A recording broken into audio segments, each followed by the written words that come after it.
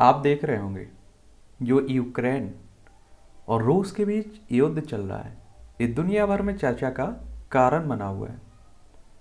और कई विद्वानों की आप लोग माने तो उनका ऐसा भी मानना है कि हो सकता है कि तीसरे विश्व युद्ध का रूप ले सकता है ये युद्ध।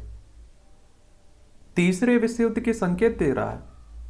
एक बार आप लोग रूस को देखिए मैप में, ये आपको देखिए रूस देखने को मिलेगा और ये आपको यूक्रेन देखने को मिलेगा। आपको बता दूं कि रूस का कुछ भाग एशिया में पड़ता है और कुछ भाग इसका यूरोप में पड़ता है, लेकिन यूक्रेन आपका यूरोप का एक देश है। आप देखेंगे 1991 तक, जब तक सोवियत संघ का अस्तित्व था, तब तक यूक्रेन सोवियत संघ का हिस्सा हुआ करता था। लेकिन आप सभी जानते हैं कि शीत युद्ध के बाद 1991 में सोवियत संघ का विघटन हो जाता है और आपने देखा होगा कि रूस अलग हो जाता है, बाकी देश अलग हो जाते हैं। इसी मैप में आप लोग भारत को भी देख लीजिए। देखिए हमारा प्यारा भारत है एशिया में। अभी एक शब्द काफ़ी चर्चा में आ रहा है, फास्फोरस बम के बारे में।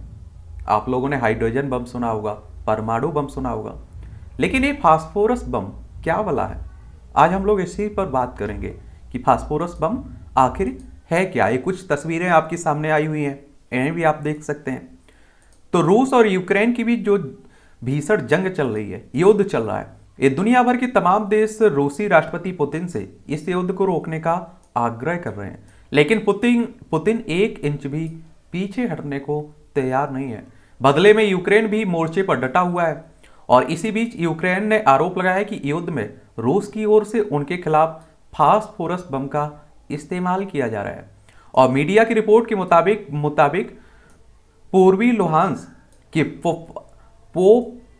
पोपासना शहर में वाइट फास्फोरस बम का इस्तेमाल किया गया है यूक्रेन के खिलाफ। किसके द्वारा? रूस के द्वारा। और फास्फोरस बम के बारे में अगर हम जानें तो फास्फोरस क्या होता है आखिर? फास्फोरस मोम जैसा एक अधातु पदार्थ होता है।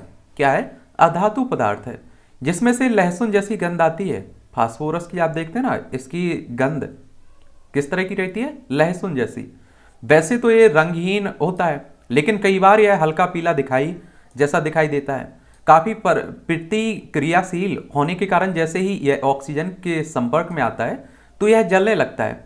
और अब चूंकि हवा में भी ऑक्सीजन होता है, आप सभी जानते हैं, और इसलिए हवा के संपर्क में आने पर यह आग पकड़ लेता है और नम हवा में लगभग 30 डिग्री सेल्सियस पर यह खुद ब खुद जल उठता है। यही कारण है कि इसे पानी में डुबोकर रखा जाता है। फास्फोरस को पानी में डुबोकर रखा जाता है। आप लोग किसी एग्जाम की तैयारी कर रहे होंगे तो आपने ये क्वेश्चंस देखा होगा, कई बार पूछ लेता है कि कौन सी ऐसी अधातु है या धातु है जिसे पानी में रखा जाता है।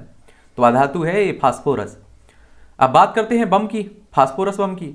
मानव के लिए फास्फोरस बम बेहद ही घातक होता है, खतरनाक होता है, क्योंकि ऑक्सीजन के संपर्क में आने पर यह तेजी से जलता है और इसलिए जहां जलता है वहां का ऑक्सीजन सोख लेता है।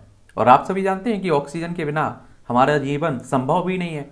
और मुझे लगता है कि ऑक्सीजन का कितना महत्व है ये आप लोगों ने कोरोना महामारी में देख लिया होगा।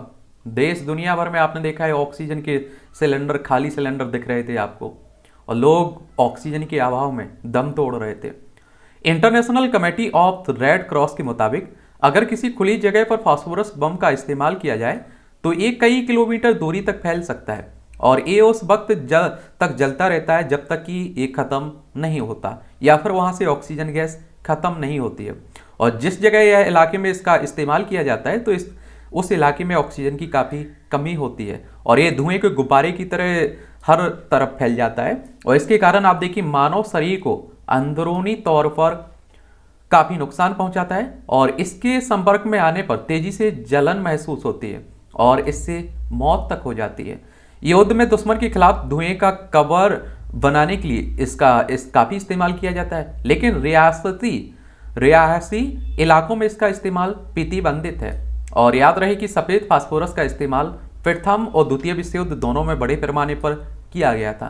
इसके अलावा सफ़ेद फास्फोरस बम का इस्तेमाल इराक युद्ध में अमेरिकी सेना ने खूब किया था और इस बम को काफ़ी खतरनाक श्रेणी में रखा गया है। इसी कारण 1977 में स्विट्जरलैंड के जेनेवा में हुए कन्वेंशन में श्वेत फास्फोरस के इस्तेमाल पर प्रतिबंध लगा दिया था। हालांकि जंग में इसका इस्तेमाल किया जा सकता है। और इसके बाद 1997 में केमिकल हथियार के इस्तेमाल को लेकर एक कानून बना था और इसमें तय किया गया था कि अगर बम का इस्तेमाल रियासी इलाकों में किया गया तो वाइट फास्फोरस को रसायन अधिकार माना जाएगा। बता दें कि इस कानून पर रूस ने भी हस्ताक्षर किए हुए हैं। और एक बात और आपको बता दूं, देखिए मान लीजिए कि किसी शहर में फास्फोरस बम का उपयोग किया जाता है। आप सभी जानते हैं कि वहाँ की ऑक्सीजन को ख़त्म कर देगा और आप देखिए ऑक्सीजन के अभाव में लोग वैसे भी दम तोड़ने लगेंगे। और यह इसीलिए आप देखिए यूक्रेन इस तरह का मुद्दा उठा रहा है। और आप देखिए हकीकत क्या है, अगर आप कहिए कई मीडिया रिपोर्टों की बात करें तो वो भी मान रहे हैं कि रूस ने इस तरह का कोई कदम उठाया हुआ है। तो इससे क्या लगता है कि लोगों को कुछ ज़्यादा ही इसका नुकसान भुगतना पड़ता है। उस जगह की ऑक्सीजन खत्म होगी तो लोग वैसे ही दम तोड़ने लगेंगे। ठीक है, तो यही है फास्फोरस आपका बम।